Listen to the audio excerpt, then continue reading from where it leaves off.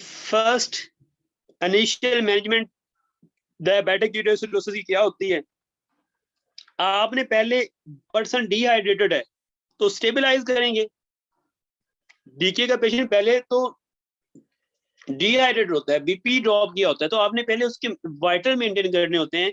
तो पहले आप उसको आईवी फ्लूइड देंगे, उसको वाइटली स्टेबल करेंगे, उसके बाद मैनेजमेंट आप उसको इंसुलिन देते हैं और पोटासियम देते हैं। तो वो लेकिन सबसे पहले आईवी फ्लूइड पहले आएगा इनिशियल में। मसल फेस्टिकुलस क्या होता है जी? मसल फेस्टिकुलस ये होता है कि आपका मसल बहुत से मसल फेस्टिकुलस से बना होता है। तो इसे कहते हैं मसल फेस्टिकुलस होता है। Muscle fasciculus is the bundle of the skeletal muscle, skeletal fibres surrounded by perimysium. तो बहुत से मसल जो जो मसल सेल होता है उसे मसल फाइबर कहते हैं। तो बहुत से मसल फाइबर यानी कि मसल सेल वो आपस में मिल जाते हैं, उनका बंडल बन जाता है मसल फाइबर का। मसल सेल आपस में मिलते हैं या मसल फाइबर एक ही बात है, मसल सेल मसल फाइबर एक ही बात है। वो सारे मिलते हैं, एक बंडल बन जाता है और उस बंडल को कवर कर लेती है पेरीमाइसियम। ये पेरी ये है, ये पेरीमाइसियम है, इसने कवर किया हुआ है इसको। उसके अंदर बहुत से मसल बंडल,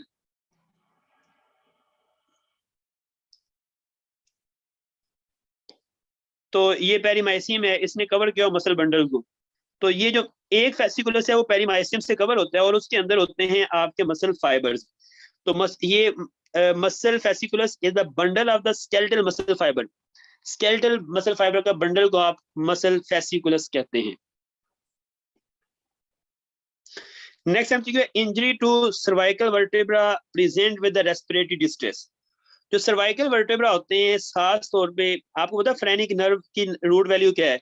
फ्रेनिक नर्व की रूट वैल्यू है, वो टेलीनर का नंबर है ना, 245 होता है ना, ये नहीं 30345, यही है ना टेलीनर का नंबर। तो कोड जो है वो फ्रेनिक नर्व की जो रूट वैल्यू है वो भी यही है। Root value of phrenic nerve भी यही है, C3, C4, C5। तो जब किसी को सर्वाइकल वर्टेब्रा जो है उनका वो ट्रॉमा हो जाए तो उसकी फ्रेनिक नर्व तो उड़ गई।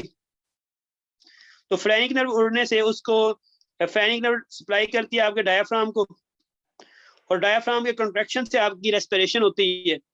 तो जब phrenic nerve cervical spine injury होगी, फ्रेनिक नर्व का लीजन हो जाएगा, तो डायाफ्राम जो है वो मूव नहीं करेगा, तो आपके रेस्पिरेटरी जो रेस्पिरेशन है वो डिस्टर्ब हो जाएगी और उसमें डिस्ट्रेस आ जाएगा, शॉर्टनेस ऑफ ब्रेथ होना शुरू हो जाएगी। तो injury to cervical spine, cervical vertebra, patient present करता है with respiratory distress, with respiratory distress के साथ पेशेंट प्रेजेंट करेगा।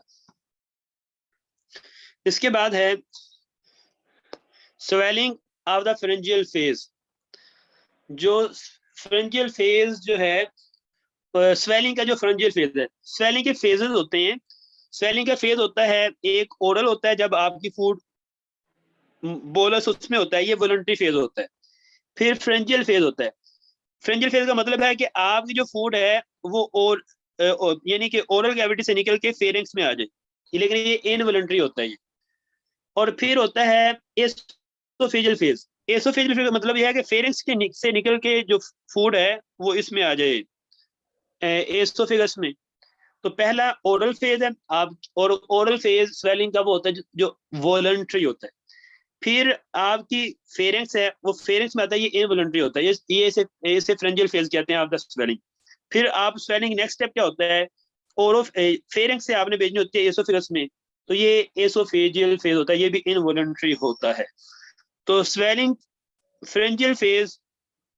अब क्या क्वेश्चन था वो नहीं पता, लेकिन इसमें ये होता है कि जो फ्रेंजियल फेज है, involuntary movement of the bolus from the oropharynx into the oesophagus, के ओरोफेरिंक्स से जो फूड का बोलस है वो एसोफेगस में आ जाता है। इसको हम कहते हैं फ्रेंजियल फेज ऑफ स्वेलिंग, ओरोफेरिंक्स से फेरिंक्स में आना।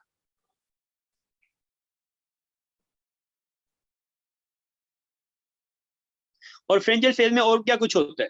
फ्रेंजियल फेज में और ये होता है कि अब फूड फेरिंग्स में आ जाती है, तो फूड को आपने नीचे एसोफेगस में भेजना है, तो लेकिन फूड वापस भी तो जा सकती है। फूड वापस जा सकती है उसके नेजल कैविटी में या ओरल कैविटी में। तो टंग जो है, टंग के थ्रू आप ओरल कैविटी को वापस ब्लॉक कर देते हैं कि फूड वापस ना आए, और सॉफ्ट पैलेट ब्लॉक कर देता है नेजोफिरिंक्स को नेजल कैविटी में ना जाए। तो जब अब पता नहीं एमसीक्यू जैसा भी है कि ये जो फेरेंजियल फेज होता है उसमें टंग ब्लॉक करती है कि tongue block the oral cavity और soft palate block the nasal cavity, nasopharynx, ताकि फूड नीचे की तरफ जाए। ये फेरेंजियल फेज के आगे उसके पार्ट है। लाइकन प्लेनस में टेंडेंसी होती है 10 to 15% to cancer malignant.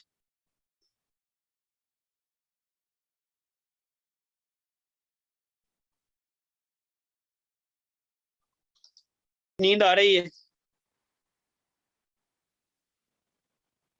Determination of the physiology, ये dead space increase hypotension, BP drop करने से आपकी डेड स्पेस किस तरह इंक्रीज हो जाती है। तो जब बीपी, अब ये है कि डेड स्पेस होती क्या है, तो जो आपकी ओरल कैविटी है वहां एयर तो है मगर एक्सचेंज नहीं हो रहा, तो वो डेड स्पेस है। आपकी ट्रेकिया एयर है, एक्सचेंज नहीं हो रहा, डेड स्पेस है ये भी। आपकी ब्रोंकस एयर है, ब्लड नहीं है इधर, यानी कि कैपिलरीज नहीं है, पल्मोनरी कैपिलरीज नहीं है, पल्मोनरी कैपिलरीज, तो ये भी डेड स्पेस है।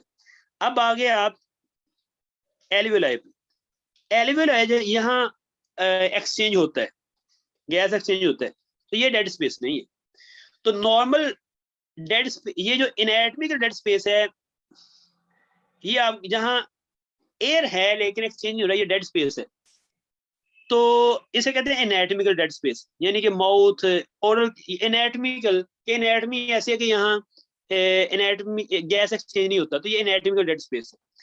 अगर ये हो बाद में कि जो एल्वियोलाई है कि इसको सीओपीडी हो जाए और उसकी एल्वियोलाई भी गैस एक्सचेंज नहीं कर रही, तो उसकी एल्वियोलाई को भी एल्वियोलर डेड स्पेस में शामिल कर लेंगे। एल्वियोलर डेड स्पेस, इसे एल्वियोलर डेड स्पेस कह देंगे।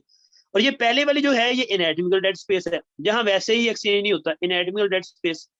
और ये दूसरा, पहले तो ये नॉर्मल पर्सन में तो ये कोई एल्वियोलाई एक्सचेंज कर रहे थे, गैस एक्सचेंज हो रहा था, मगर डिजीज की वजह से अब इधर एक्सचेंज नहीं हो रहा, तो अब ये भी डेड स्पेस में आएगा, लेकिन इसको एल्वियोलर डेड स्पेस कहेंगे।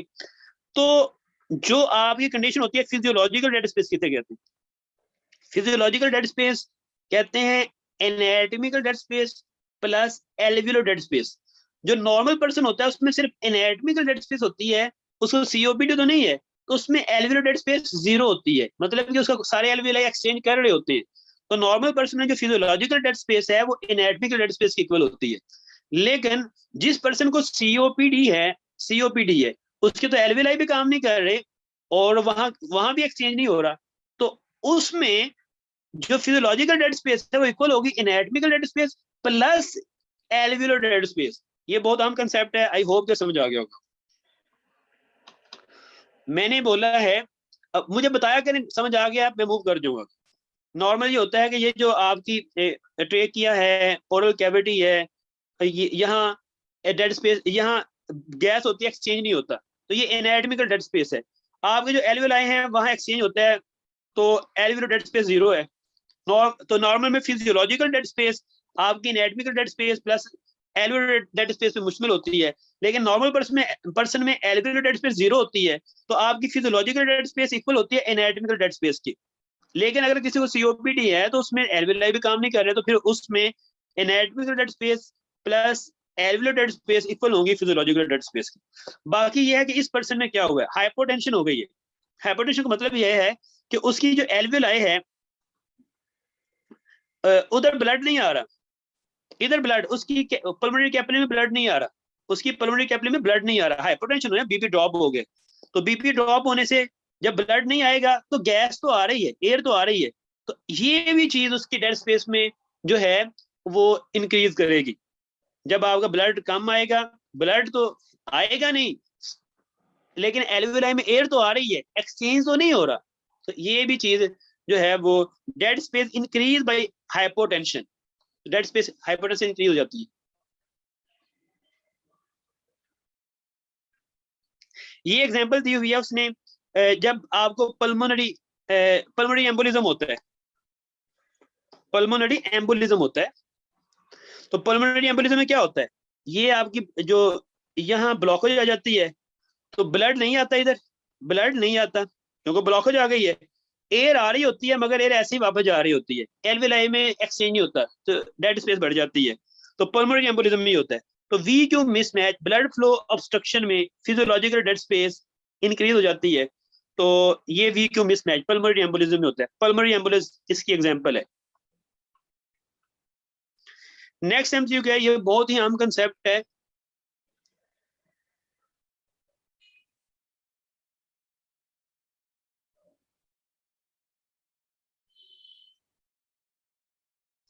नेक्स्ट कंसेप्ट है आपका रैनोडिन रिसेप्टर। रैनोडिन रिसेप्टर का कंसेप्ट क्या है, जो आपका मसल होता है ना, ये फर्ज किया कि ये आपका मसल है सारा, ये मसल है। जब एक्शन पोटेंशियल आता है मसल में, एक्शन पोटेंशियल आ गया, ये वोल्टेज एक्शन पोटेंशियल आ गया, तो जो आपके डाईहाइड्रो रैनोडिन रिसेप्टर होते हैं, ये अंदर उसके होता है, आपके मसल सेल के अंदर होता है सार्कोप्लाज्मिक रेटिकुलम। ये क्या है, सार्कोप्लाज्मिक रेटिकुलम। इसमें कैल्शियम का ये बैग है। कैल्शियम बाहर, यहाँ जो एक्टिन मायोसिन फिलामेंट पड़े हुए हैं ना, एक्टिन मायोसिन फिलामेंट यहाँ पड़े हुए हैं, उनको कैल्शियम की जरूरत है, मगर कैल्शियम किसके अंदर है, सार्कोप्लाज्मिक रेटिकुलम के अंदर। जब एक्शन पोटेंशियल आता है, एसीटेट रिलीज होती है, एक्शन पोटेंशियल पहुंचता है आपके मसल फाइबर के ऊपर, तो ये रैनोडिन रिसेप्टर ओपन हो जाते हैं, ये वाले, ये जो ब्लॉक लगा हुआ है, ये रैनोडिन रिसेप्टर ये ओपन हो जाएगा, और ये है रैनोडिन रिसेप्टर। तो कैल्शियम बाहर आ जाता है। जब कैल्शियम बाहर आता है तो एक्टिन मायोसिन फिलामेंट के ऊपर कैल्शियम लगता है, जिससे एक्टिन मायोसिन फिलामेंट आपस में मिलते हैं और कंट्रैक्शन होती है मसल की। अगर किसी पर्सन में ये जो रैनोडिन रिसेप्टर है, ये रैनोडिन रिसेप्टर वो वैसे ही एबनॉर्मल हो जाए, और वो किसी ड्रग की वजह से पहले ही वो प्री डिस्पोज हो, हाँ सानू कोई छेड़े सही, फिर वेख्यो। जिस तरह कुछ लोग होते हैं ना, बस भाई तू हाथ ला के देख। रैनोडिन रिसेप्टर भी ये कह रहा होता है, बस तू हाथ ला के देख, फिर देखना मैं वो सब कुछ निकाल दूंगा बाहर।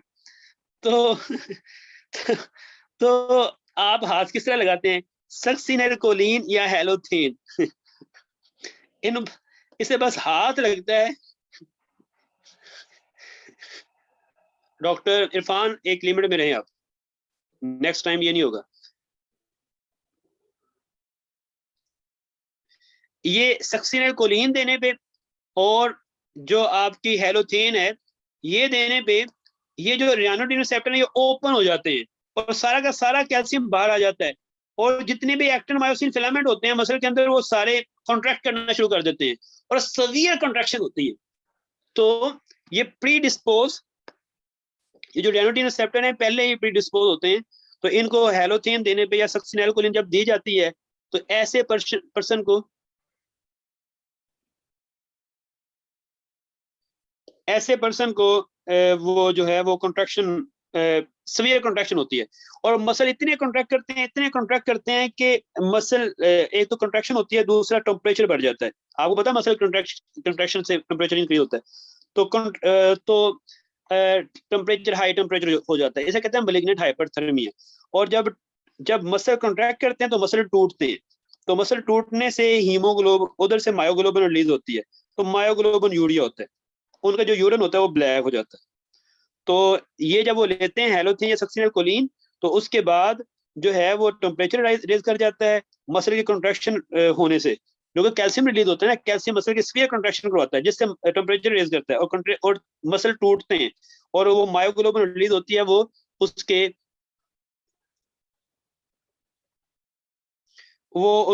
यूरिन में आना शुरू हो जाती है, तो यूरिन ब्लैक हो जाता है। हाइपरथर्मिया क्या होता है, malignant hyperthermia is a life threatening condition। आप इनहेल एनेस्थेटिक यानी हेलोथेन लें या सक्सिनेल कोलिन लें, तो अगर आपके आपके जो रैनोडिन रिसेप्टर हैं उसकी म्यूटेशन हो चुकी है, तो फिर क्या होगा, रेनोडिन रिसेप्टर की म्यूटेशन हो चुकी है तो कैल्शियम रिलीज होगा, तो कैल्शियम सारा रिलीज होगा, ये मसल की कंट्रैक्शन करवाएगा। जब मसल की कंट्रैक्शन होगी तो सीवियर मसल कंट्रैक्शन होगी और उससे टेम्परेचर रेज करेगा, तो हाइपरथर्मिया हो जाएगा। तो इसका ट्रीटमेंट क्या है? ट्रीटमेंट ये है कि रेनोडिन रिसेप्टर ब्लॉकर दे दो, भाई कूल से बैठो। तो वो डेंट्रोलिन देते हैं जो कि रेनोडिन रिसेप्टर ब्लॉकर है, वो इन रिसेप्टर को ब्लॉक कर देती है और ये इसका ट्रीटमेंट है। मलिग्नेंट हाइपरथर्मिया का जो ट्रीटमेंट है वो डेंट्रोलिन है। Dantrolene is the रेनोडिन receptor blocker और वो मलिग्नेंट हाइपरथर्मिया का ट्रीटमेंट है। तो इसने ये रेनोडिन रिसेप्टर लिखा हुआ है।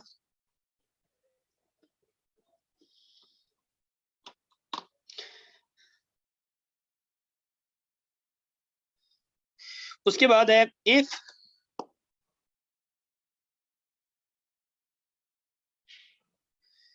if centromere divided horizontally during metaphase, what will be result? ये सेंट्रोमियर है, ये इस क्रोमोसोम होता है, ये इसका पी आर्म होता है और ये लॉन्ग आर्म को क्यू आर्म कहते हैं। तो ये दरमियान में दोनों आर्म सेंट्रोमियर से मिले होते हैं। तो अगर हॉरिजॉन्टल डिवीजन हो जाए, transverse centromeric centromeric division transfer हो तो इस तरह हो जाए, वैसे तो होता है ना, तो इस तरह हो जाए तो ये क्यू आर्म से मिल जाएगा, तो क्यू आर्म मिल गया क्यू आर्म से, और ऊपर से शॉर्ट आर्म यानी कि पी आर्म से मिल गए। तो हॉरिजॉन्टल डिवीजन में आइसोक्रोमोसोम बनते हैं जो एक ही तरह के होते हैं, यानी कि ये भी पी आर्म था और ये क्यू आर्म था नीचे वाला, लेकिन होना तो ये चाहिए था ये डिवाइड इस तरह होते वर्टिकल, तो पी आर्म और क्यू आर्म आपस में मिलते जिस तरह ये है, लेकिन ये डिवीजन हुई है हॉरिजॉन्टल।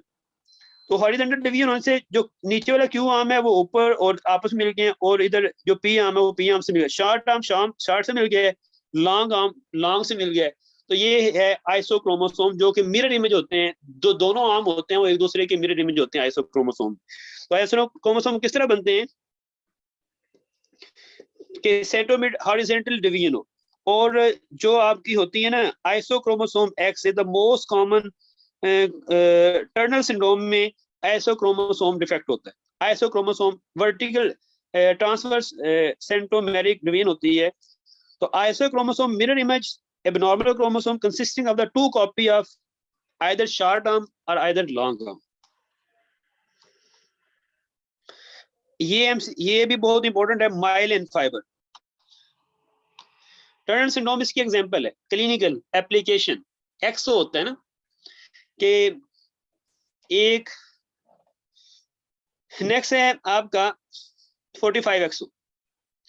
अच्छा नेक्स्ट टाइम से माइलिन, जो माइलिन है वो किससे बनी होती है? वो श्वान से माइलिन बनाते हैं, ये माइलिन शीट होती है।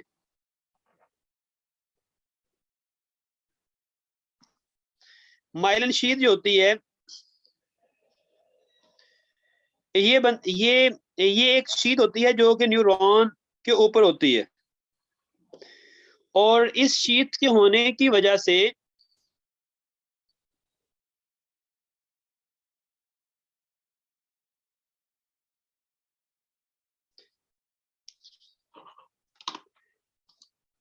देखिए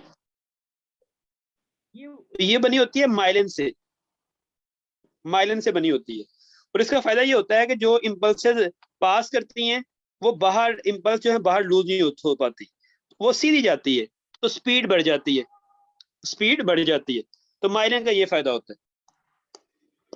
तो जो न्यूरॉन्स होते हैं, जो नर्व, जो आपकी पेरिफेरल न्यूरॉन्स हैं, यानी कि एक है सेंट्रल नर्वस सिस्टम के और दूसरा है पेरिफेरल न्यूरॉन। जो पेरिफेरल न्यूरॉन होते हैं उनको उनकी माइलिनेशन होती है श्वान सेल से। जो सेंट्रल नर्वस सिस्टम के नर्व फाइबर होते हैं ना, उनकी माइलिनेशन होती है ओलिगोडेंड्रोसाइट से। तो जो श्वान सेल डैमेज होते हैं गुलेन बारे सिंड्रोम में, और गुलेन बारे सिंड्रोम में श्वान सेल का डिफेक्ट होता है, और जो नर्व फाइबर होते हैं उनकी माइलिनेशन जो होती है वो एबनॉर्मल हो जाती है। इसी तरह ये एग्जांपल है, मल्टीपल स्क्लेरोसिस में आपके ओलिगोडेंड्रोसाइट का रीजन होता है, और ओलिगोडेंड्रोसाइट माइलिनेट करते हैं सीएनएस फाइबर को। ये बहुत इंपॉर्टेंट बातें हैं। जो CNS फाइबर है, जो CNS के न्यूरॉन है, वो उनको ओलिगोडेंड्रोसाइट जो हैं वो माइलिनेट करते हैं, और ओलिगोडेंड्रोसाइट जो हैं वो डैमेज हो जाते हैं मल्टीपल स्क्लेरोसिस में। इसलिए मल्टीपल स्क्लेरोसिस में जो CNS के न्यूरॉन होते हैं उनकी माइलिनेशन का डिफेक्ट होता है। और जो दूसरा है गुलेन-बारे सिंड्रोम में, गुलेन-बारे सिंड्रोम में डैमेज होते हैं आपके श्वान सेल, और श्वान सेल माइलिनेट करते हैं आपके पेरिफेरल न्यूरॉन को, तो पेरिफेरल न्यूरॉन की फिर माइलिनेशन नहीं होती और उनकी इम्पल्स ये MCQ बहुत इंपॉर्टेंट है। बाकी ये है कि माइलिनेशन क्या करती है, जब आपका न्यूरॉन जो है वो माइलिनेट हुआ होता है, तो माइलिनेशन किस तरह होती है, देखिए ये श्वान सेल है, इसने ये नर्व फाइबर है, तो ये श्वान सेल ने उसको माइलिनेट किया हुआ है, तो उसके दरमियान में ये पास कर रहा है आपका, ये अंदर से पास कर रहा है न्यूरॉन। तो ये श्वान सेल जब माइलिनेट, दरमियान में गैप आता है, ये गैप आ रहे हैं, इन गैप को कहते हैं नोड ऑफ रनवेयर, नोड ऑफ रनवेयर। और इनमें ये MCQ यू वर्ड क्यों बैंक MCQ है।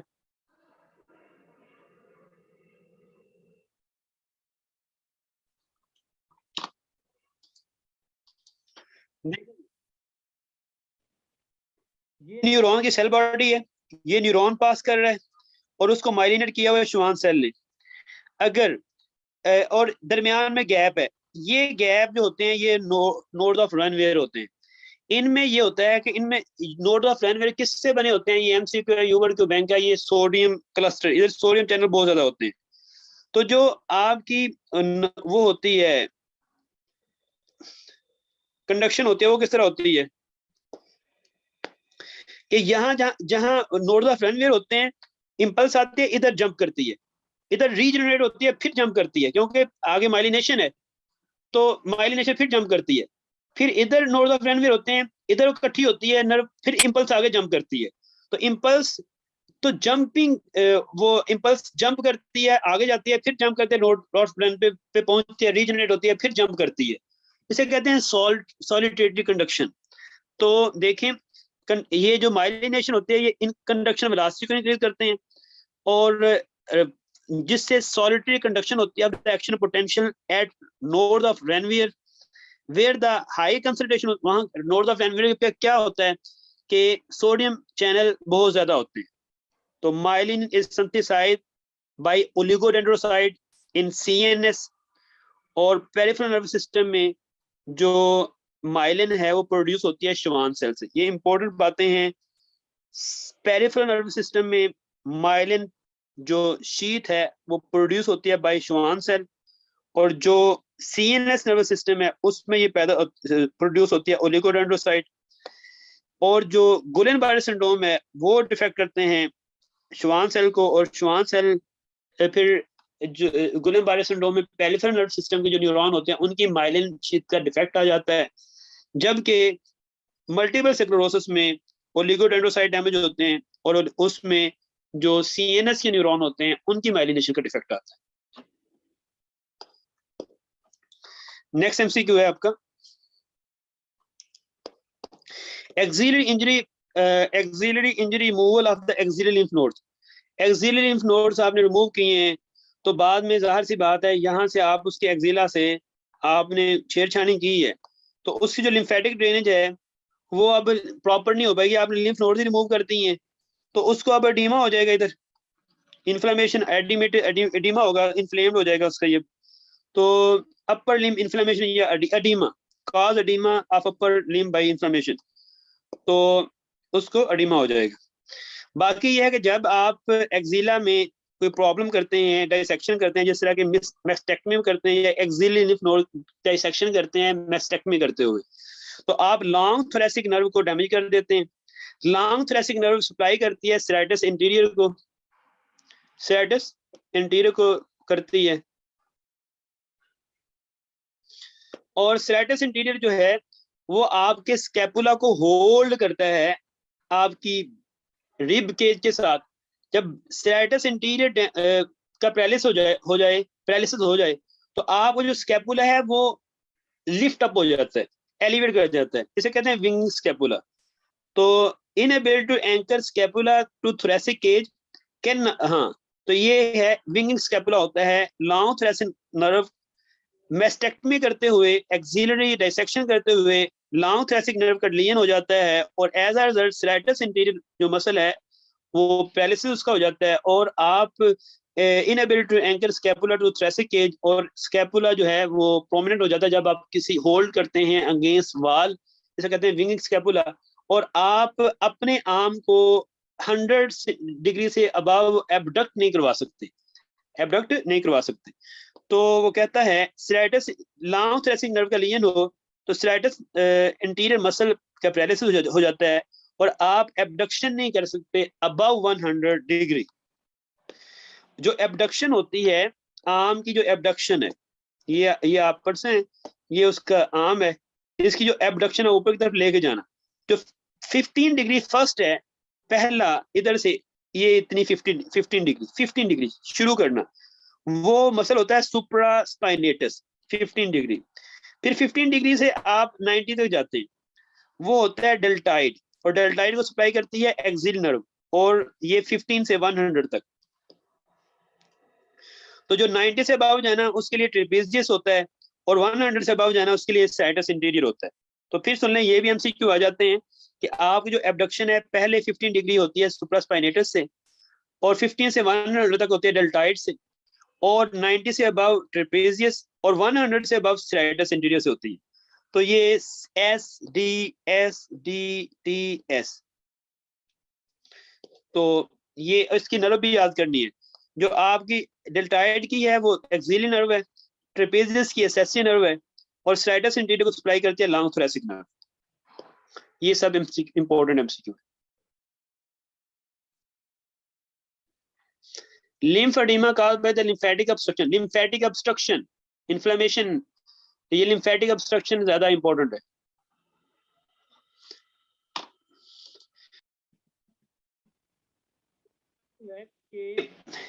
डायबिटीज मेलाइटस पेशेंट एडिमा क्यों होता है? डायबिटीज मेलाइटस पेशेंट में एडिमा कॉज लो एल्ब्यूमिन, अजीब सा लिखा हुआ है। जो डायबिटिक पेशेंट होते हैं उनकी जो ग्लोमेरुलस होती है, ये जो है ये आफ्रेंट आर्टियोल है, ये ग्लोमेरुलस बनी और ये आगे इफरेंट आर्टियोल। तो ग्लोमेरुलस जो कैपिलरी का एक गुच्छा बना होता है उससे फिल्ट्रेशन होती है। डायबिटिक पेशेंट में ये जो ग्लोमेरुलस होती है इसकी कैपिलरीज जो होती हैं वो हो जाती हैं फ्रेजाइल, और उधर और लीकी हो जाती हैं, और लीकी होने से एल्ब्यूमिन लीक करती है, और एल्ब्यूमिन जो है वो यूरिन के साथ जो है वो यूरिन में आना शुरू हो जाती है, तो एल्ब्यूमिन लॉस होना शुरू हो जाती है। तो एल्ब्यूमिन यूरिया जो है ये फर्स्ट साइन है डायबिटिक नेफ्रोपैथी का। तो किसी डायबिटिक पेशेंट में फर्स्ट साइन, ये एनएलडी का क्वेश्चन है, फर्स्ट साइन ऑफ नेफ्रोपैथी के डायबिटिक पेशेंट में नेफ्रोपैथी हो चुकी है, उसका फर्स्ट साइन क्या है? Albuminuria is the first sign of diabetic nephropathy. तो जब एल्ब्यूमिन लॉस हो जाएगी तो उसके ब्लड में प्रोटीन कम हो जाएगी। प्रोटीन जो होती है वो ऑनकोटिक प्रेशर जनरेट करती है, यानी कि होल्डिंग प्रेशर। उसने होल्ड किया होता है किसको? फ्लूइड को। तो जब प्रोटीन खुद कम हो जाएगी, लीक हो गई है, तो जो फ्लूइड है उसको होल्ड करने वाला कोई नहीं, मतलब कि ऑनकोटिक प्रेशर कम हो चुका, तो जो फ्लूइड है वो लीक करेगा,